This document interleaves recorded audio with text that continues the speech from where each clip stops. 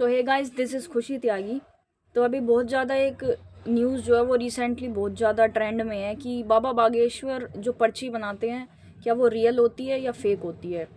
हमने तो ये भी सुना है कि उनको पहले से ही पता होता है कि कौन उठने वाला है, किसको बुलाना है, वो पहले से डिसाइड करके रखते हैं और वो सर्च करके रखते हैं पहले से ही उस इंसान के बारे में। ये सब बहुत सारी बात है, तो आज हम पता चलेगा कि क्या ये सच है या नहीं है।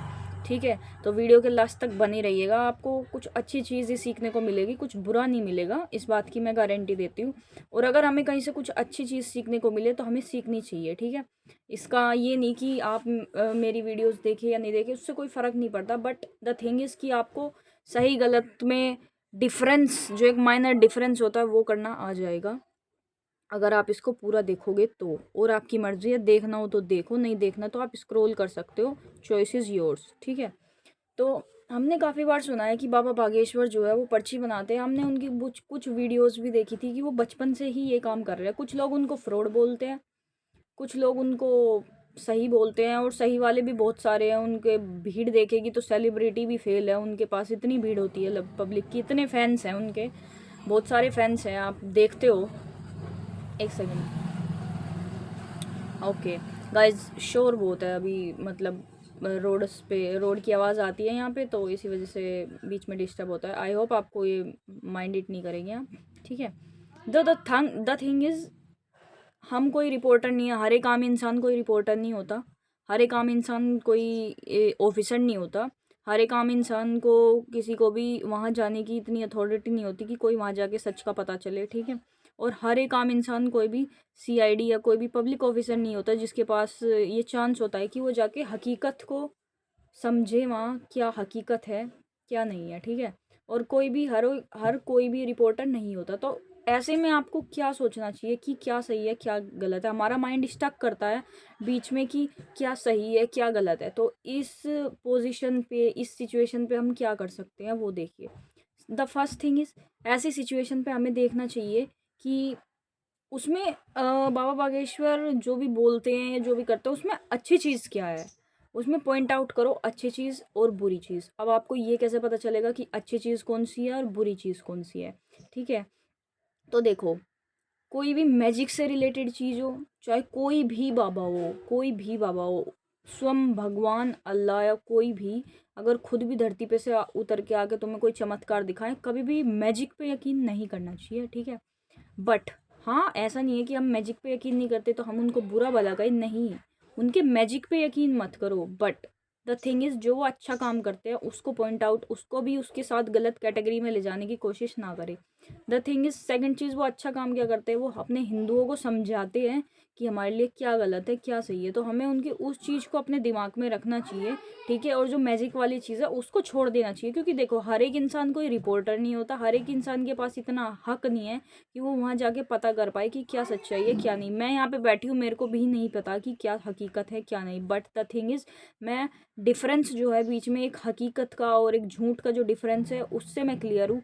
मेरे को सिर्फ उनके अच्छे पार्ट से मतलब है, बुरे पार्ट से मुझे उनसे कोई मतलब नहीं है। और जब तक मुझे उनके बुरे पार्ट से मतलब नहीं है, तब तक इस पूरी दुनिया में या फिर इस पूरे इंडिया में ऐसी कोई चीज़ नहीं है जो मेरे को गलत रास्ते पे ले जाए। ठीक है, द फर्स्ट थिंग इज़, मुझे उनके मैजिक पे बिल्कुल यकीन नहीं है। ठीक है, तो मैं उस पर यकीन नहीं करती। सेकंड थिंग इज़, वो हिंदू के बारे में, सनातन वालों के बारे में, सनातनी होने के बारे में बोलते हैं, उन टॉपिक से रिलेटेड बोलते, तो yes, I agree with that. And the fourth thing is,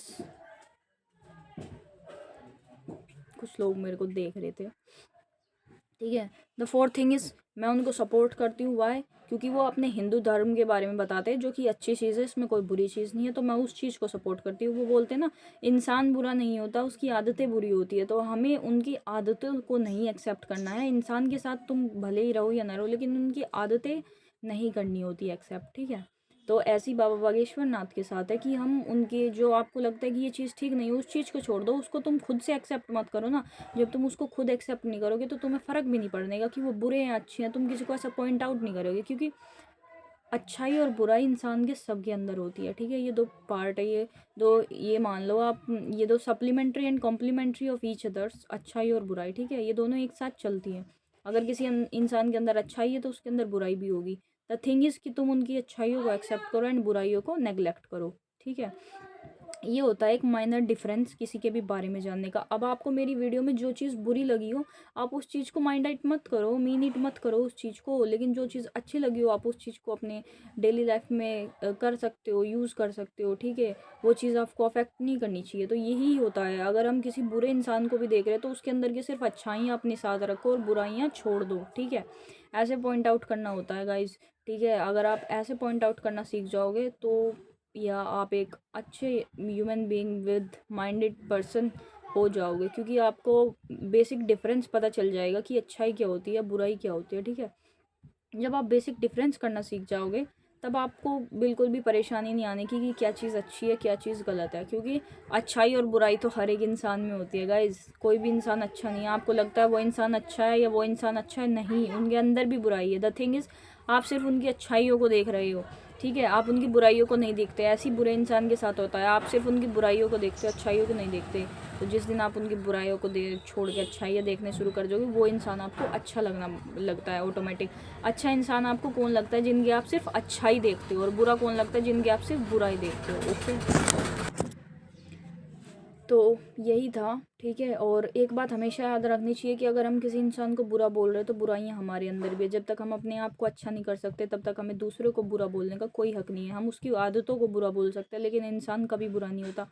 आपने बहुत देखे होंगे जो शुरू में बहुत घटिया इंसान होते हैं लेकिन लास्ट में बहुत अच्छे बन जाते हैं, क्योंकि वो बुरा इंसान नहीं था, उसकी आदतें बुरी थी।